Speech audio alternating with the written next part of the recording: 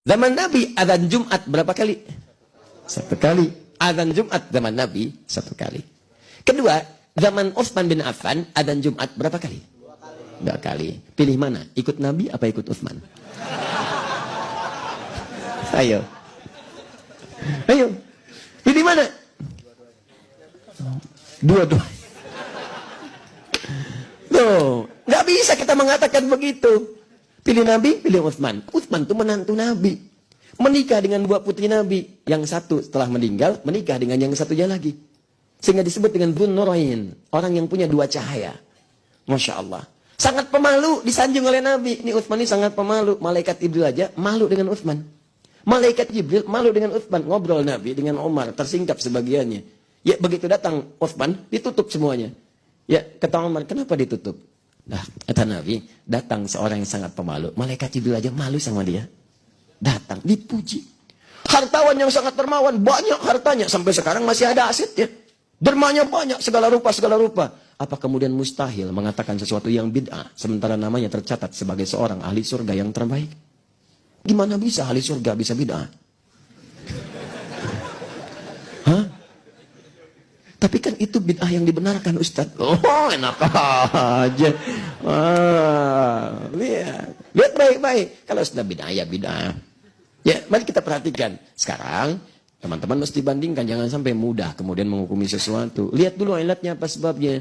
Ini yang Utsman menantu Nabi. Orang paling mulia dalam kalangan sahabat diantaranya. Disebut pemalu. Saking malunya malaikat Jibril pun malu terhadap beliau. Ya, menantu Nabi menikah dengan dua putri Nabi, satu wafat, menikah dengan yang lainnya, surga dijamin. Disebut bid'ah oleh orang yang bukan juga menantu Nabi. Belum terjamin surga, sahabat bukan, malaikat aja nggak malu lihat dia. Ya? Apa ilatnya? Ilatnya saat itu umatnya bertambah banyak. Zaman Utsman makin banyak, makin banyak, makin banyak. Sementara saat itu belum ada speaker. Soundnya mengandalkan Bilal yang azan. Bahkan sepeninggal Nabi, Bilal pun sudah tidak sanggup mengumandangkan adzan karena tersebut nama Nabi di dalamnya. Yang lain adzan, kadang-kadang suaranya nggak sekuat Bilal. Allahu Akbar, Allahu Akbar. Di KBP adzan. Ketika KBP adzan, apakah di Cihidung mendengar adzan ini? Tuh. Ayo, sampai hidung, awan, nggak akan kedengaran. Karena emang nggak nyampe. Dia orang tuh bingung pada saat itu. Ini Jumat tadi mulai apa belum? Begitu datang ke Jumatan, udah mau habis. Kok nggak ada yang azan? Oh, nggak ada yang azan. Bukan nggak ada yang azan, Anda yang nggak dengar azan. Masalah kedua, jam belum ada. Patokan cuma lihat matahari. Kadang-kadang sebagian terhalang awan. Belum ada, nanam tongkat, nggak kelihatan bayangannya. Sebetulnya udah Jumat apa belum? Ya kan? Apa yang terjadi kemudian? Setelah itulah, Utsman radhiyallahu ta'ala anhu berijtihad. Azanlah dua kali. Yang pertama, sebelum masuk waktu sholat. Untuk mengingatkan mereka siap-siap. Allahu Akbar, Allahu Akbar. Oh, siap-siap, siap-siap, siap-siap. Mau Jumatan, siap-siap. Yang kedua, saat khatib naik ke atas mimbarnya, pas di waktu Jumat, azan dua kali pada saat itu. Apakah salah? Tidak. Karena kebutuhan yang dibutuhkan saat itu beda dengan di zaman Nabi. Muncullah ijtihad.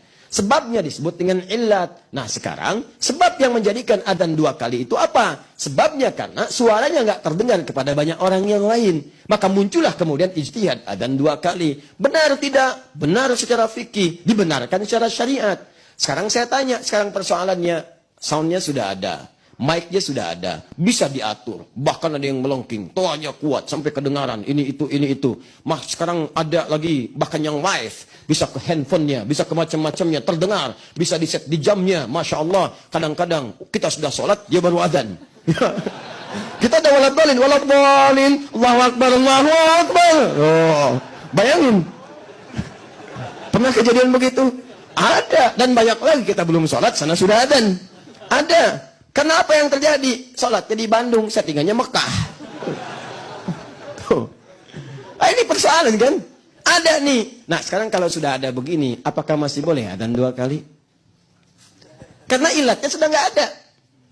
Dan kaidah mengatakan al-hukmu yadulu ma'illati. Hukum itu berdasar pada sebabnya. Kalau sebab ada, hukum berlaku. Kalau tidak ada sebabnya, belum tentu. Nah, ini karena ijtihad gak bisa digugurkan dengan ijtihad yang lainnya. Jadi, rumusan fikihnya, kalau ilatnya sudah tidak ada, maka yang paling afdal itu meninggalkan kemudian hukumnya pada saat itu. Kalau engkau mendapati pasanganmu itu ada sesuatu yang kurang dan engkau nggak suka itu, ya, jangan marah dulu. Ya, diam aja dulu, diam dulu, gitu kan? Tenang, supaya lebih jernih dalam berpikir. Setelah itu engkau kaji. Oh, engkau temukan, disitulah ketika engkau ketemukan kekurangan di pasanganmu, itulah hikmahnya Allah kirimkan engkau untuk menyempurnakannya. Dan ternyata fisika itu banyak yang bersinggungan dengan nilai-nilai keislaman. Ya, di bab gaya aja, gaya gerak sama dengan gaya dorong, F1 sama dengan F2. Ya, apa yang masuk itu yang keluar. Gayanya tinggi, pukulan kencang, rendah sedikit. Sama, iman sedikit yang keluar pun ibadahnya sedikit. Imannya kuat, dicas kuat, yang keluar ibadahnya kuat. Hukum tekanannya, gaya berbanding lurus dengan tekanan, hukum Pascal. F berbanding lurus dengan P, pressure. Gaya berbanding lurus dengan tekanan. Orang yang banyak gaya, banyak tertekan. Maaf lah. Jarak, S sama dengan V kali T. Jarak, S sama dengan V kali T. Kecepatan dikalikan dengan waktu. Mencari V, S dibagi T. Banyak. Jarak ke pengajian itu berapa? V kecepatan, T waktu. Orang yang menghargai waktu, pasti akan cepat-cepat datang ke pengajian. Takut terlambat, mulai jam berapa sih di TSM? Jam 8, maka dia ukur jaraknya. Dia percepat kemudian kecepatannya. Sampai jam 7 itikaf, dan dari subuh. Macam-macam. Itu korelasinya tinggi. Nah, sekarang anak fisika itu belajar untuk ujian saja. Anak sekolah belajar hanya untuk ujian. Makanya ilmunya nggak dipakai dalam kehidupan. Itu almarhum yang Habib itu. Itu kan rajin baca Qur'annya, sholatnya rajin. Ya. Masya Allah, itu dan kepake ilmunya gitu. Dan sekarang pun masih dikenal.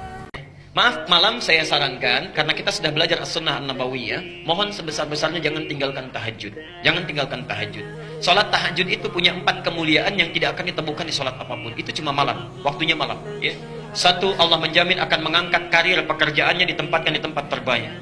Yang kedua, cara dia bekerja, beribadah, beraktivitas dibimbing supaya mudah.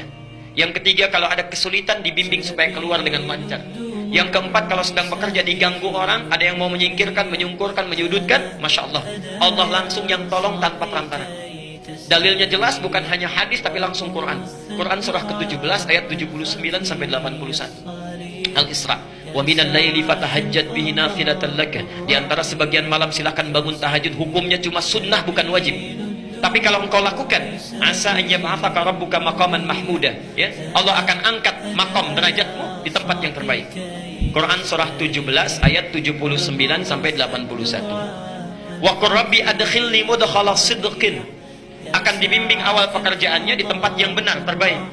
Wa akhrijni mukhrajas sidqin, dikeluarkan dengan cara terbaik kalau ada kesulitan. Waj'alni min ladunka sultanan nasira. Masyaallah, kalau diganggu orang langsung ditolong dalam kebaikan. Kata Allah, sebelum menikah, pelajari dulu fikih nikah. Banyak orang yang menikah tapi karena tidak belajar tentang persoalan rumah tangga, apa yang akan terjadi di rumah tangganya. Detil Pak, Bu. Kata Allah, ini, kalau kamu berbuat begini akan ada miskomunikasi. Kalau ada miskomunikasi, persoalannya akan begini, solusinya begini. Maka diturunkan dasarnya di Quran surah ke-30 ayat 21. Detilnya di Quran surah ke-4 ayat 34 sampai dengan 35. Paling kiri sebelah atas sampai dengan ke tengahnya. Anda berlanjut, diterangkan oleh Allah, hei, tugas suami saat mulai pertama kali menikah, maka tugas yang pertama siapkan untuk mencari nafkah. Bagaimana caranya ya Allah? Diturunkan oleh Allah. 1, jangan takut kehilangan rezeki. Jangan pernah mencuri. Jangan pernah ngambil punya orang. Karena punya kamu akan saya berikan sempurna. Kamu ngambil punya orang, maka kamu akan menyulitkan diri sendiri. Itu akan dikembalikan pada yang berhak. Ya, turun Quran surah ke-51 ayat 22. Dirinci, begini cara nyarinya. Quran surah kedua ayat 168. Kalau Anda ingin cepat baru bergerak, rizkinya sudah dapat. Quran surah kedua ayat 172. Ada yang dahsyat, dia belum keluar, rizkinya yang mendatangi dia. Jadi nanti di Al-Quran ada 8 jenis rizki. Di antara yang paling hebat, ada yang belum Anda datang, rizkinya sudah menjemput. Ada orang mendatangi rizki, ada rizki mendatangi dia. Lihat umat masa lalu. Kaumnya Musa, Musanya kelihatan. Mukjizatnya bagus, tongkat dilempar jadi ular, tongkat dipukulkan ke batu, keluar 12 mata air. Quran surah kedua ayat ke-60. Apa yang terjadi? Umatnya masih belum mau beriman juga. Nabi Isa alaihissalam masih kelihatan, orangnya ada, nabinya ada, mukjizatnya ada, rasulnya ada, hebat luar biasa, mukjizatnya luar biasa, istimewa. Tapi apa yang terjadi? Dicari-cari nabinya mau dibunuh, belum beriman juga. Muhammad sallallahu alaihi wasallam spesial. Perhatikan. Kalau orangnya kelihatan Anda yakin, Anda beriman, itu wajar. Muhammad sallallahu alaihi wasallam, ada orang yang tidak pernah melihatnya, tidak pernah menatapnya, mimpi pun belum tentu berjumpa dengannya, tapi mau beriman kepada Muhammad sallallahu alaihi wasallam. Antum pernah melihat Nabi sallallahu alaihi wasallam? Berjumpa dengan Nabi sallallahu alaihi wasallam? Maka beruntunglah antum, karena orang-orang yang beriman kepada Nabi sallallahu alaihi wasallam tanpa pernah melihatnya, itulah orang disebut oleh Nabi sallallahu alaihi wasallam sangat dirindukan oleh beliau. Satu kali beliau duduk dengan para sahabatnya mengatakan, "Ana mushtaqun bi ikhwani." Saya sekarang sedang merindukan saudara-saudara saya. Kata sahabatnya, "Alasna ikhwanak?" "Ya Rasulullah, bukankah kami saudara-saudaramu?" Kata Nabi, "Bal antum ashabi." Kalian itu bukan saudara-saudaraku, kalian sahabat-sahabatku. "Ikhwani humul ladzina lam yarawni walakinnahum yu'minuna bi." Saudara-saudaraku itu adalah orang-orang yang tidak pernah melihatku, tapi mereka mau beriman kepadaku. Jadi kalau Nabi saja merindukan antum, kenapa antum tidak merindukannya? Kalau Nabi menantikan kita di surga, kenapa kita tidak menjemput penantian itu? Karena itulah Muhammad sallallahu alaihi wasallam akan menjemput umatnya di surga dan tidak melangkahkan kaki ke dalamnya sebelum berkumpul umatnya dibimbing beliau oleh sallallahu alaihi wasallam ke surga. Allahumma salli wa sallim wa barik alaihi. Allahumma salli wa sallim wa barik alaihi. Allahumma salli wa sallim wa barik alaihi.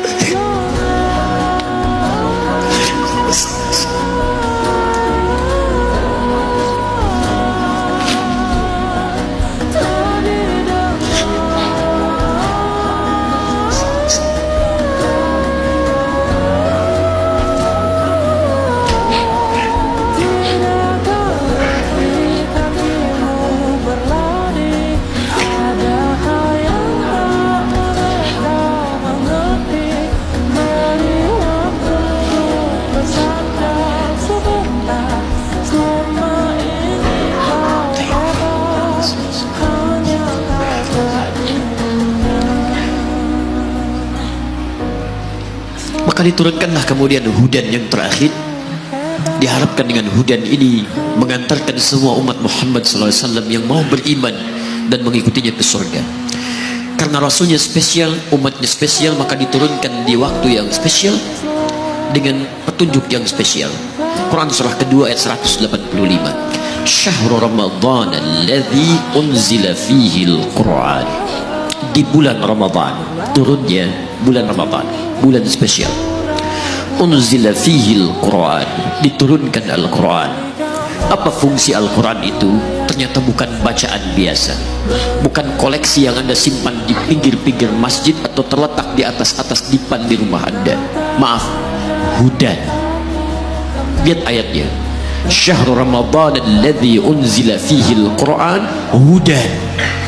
Hudan, petunjuk kita, sumber kebahagiaan kita, sumber ketenangan kita, sumber capaian terbaik alam kubur kita, dan petunjuk yang akan mengantarkan kita ke surga.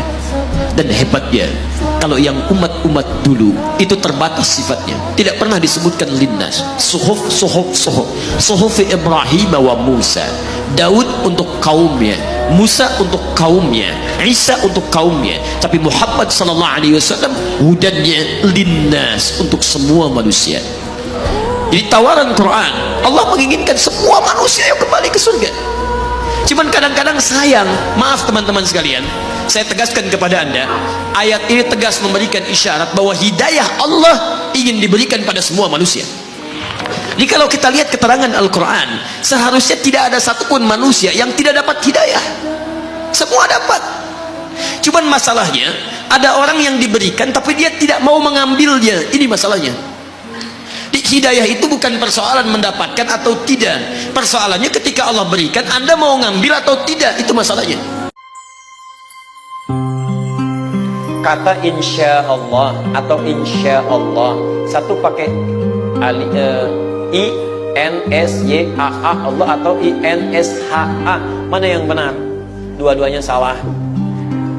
Yang benar insya Allah, tulisannya begini. Yang benar insya Allah.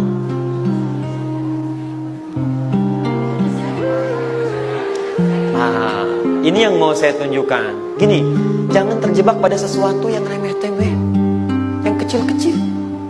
Dalam kalimat bahasa Arab itu, sesuatu yang diucapkan, itu yang jadi pegangan. Sepanjang Anda mengucapkan benar, insya Allah, seperti dituliskan begini, Anda ucapkan benar, insya Allah, maka rumusan tulisan tidak memengaruhi pada jenis ucapannya. Lihat, ejaan di kita, insya Allah, dibaca benar. Orang yang tinggal lama di Eropa, mereka menyebut insya ini pakai H. Insya. Anda tuliskan pakai Y, bacaannya bisa beda. Kemudian orang terbiasa tinggal lama di luar, dia komunikasi pakai menggunakan ini, nggak ada masalah. Sepanjang Anda bacanya benar, nggak ada persoalan. Kecuali kalau ejaan kita bisa keliru. Ditulis begini, Anda baca inso misalnya, itu salah. Dibaca insa, itu salah. Tapi sepanjang ada kesepahaman dalam bacaan, pada alternatif tulisan yang dimunculkan, karena tidak setiap tempat memahami unsur tulisan yang berbeda, kalau dipahami sama, oh ini maksudnya ke sini, ini maksudnya ke sini, maka itu gak ada masalah. Jangan diperdebatkan. Jelas ya? Kecuali maaf, sudah ditulis begini, dibacanya masih salah. Ditulis begini, bacaannya salah. Insya Allah. Bisa. Maka kesalahan bukan terletak pada tulisan, kesalahan terletak pada cara baca. Coba ibu lihat, barangkali yang menulis begini, dia seringkali berinteraksi dengan orang di luar. Begitu dia keluar, kemudian kembali ke Indonesia, muncul tulisan seperti ini. Jangan lantas dipersalahkan. Sampaikan dalam transliterasi bahasa Indonesia, menggunakan Y, menggunakan A. Itu gak ada masalah, selesai masalah. Itu tidak harus ini salah, ini keliru, ini mananya ini mananya itu. Yang benar terletak pada bacaannya. Dibaca dengan benar, benar. Dibaca dengan salah, bisa keliru. Tapi kalau ibu tanya dengan bahasa Indonesia, maka ejaan bahasa Indonesia itu menggunakan Y, pada yang disempurnakan tidak menggunakan H. Jelas ya? Orang tua nyiapin anaknya tuh, Allahu Akbar, dari sejak di dunia disiapin. Jadi ahli Quran, jadi ini. Allah.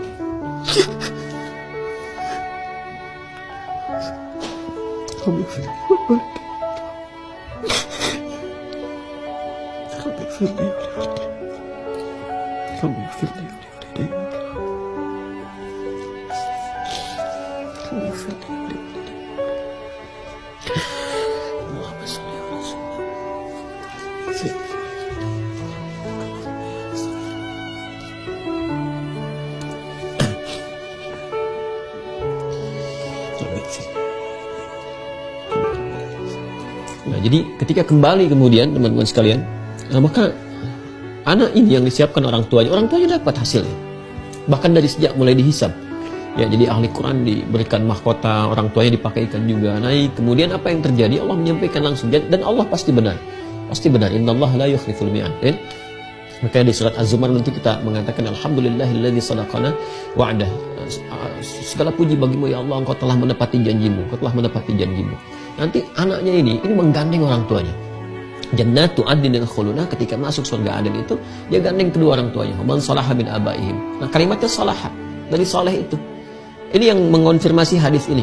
Ya, man anfaqa zawjaini. Jadi anak ada 2 anak aja Anda siapkan itu kan. Apalagi yang 3, yang 4, lagi semua anaknya disiapkan tuh, beramal soleh semuanya. Itu menggandeng bapak ibunya nanti. Makanya saya sering katakan gini ya. Sering katakan, anak itu di dunia aja disiapin sampai masuk kampus IPK 4, terus di wisuda menggandeng orang tuanya, itu orang tuanya begitu bahagia.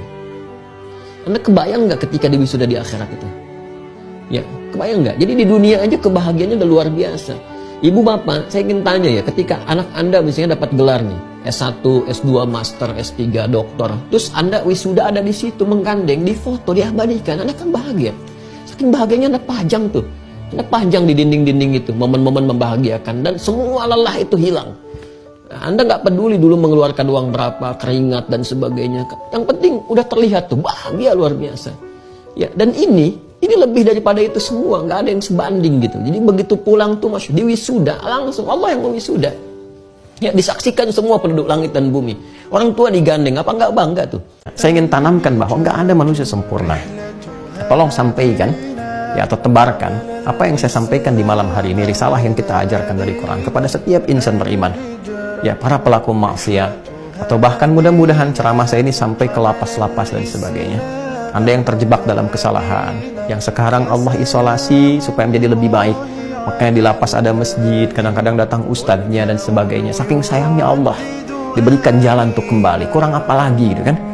Anda yang berada di luar, yang mungkin masih Allah beri kesempatan untuk bertobat, memperbaiki, tidak ditampakkan aibnya di hadapan banyak orang, saking sayangnya Allah kepada kita, kurang apa lagi kan? Nah, ditanamkanlah kepada diri kita ada kesadaran, setiap kita, setiap manusia pasti ada salahnya, nggak ada yang sempurna. Dan sebaik-baiknya orang salah itu adalah orang yang mau bertobat untuk menjadi saleh.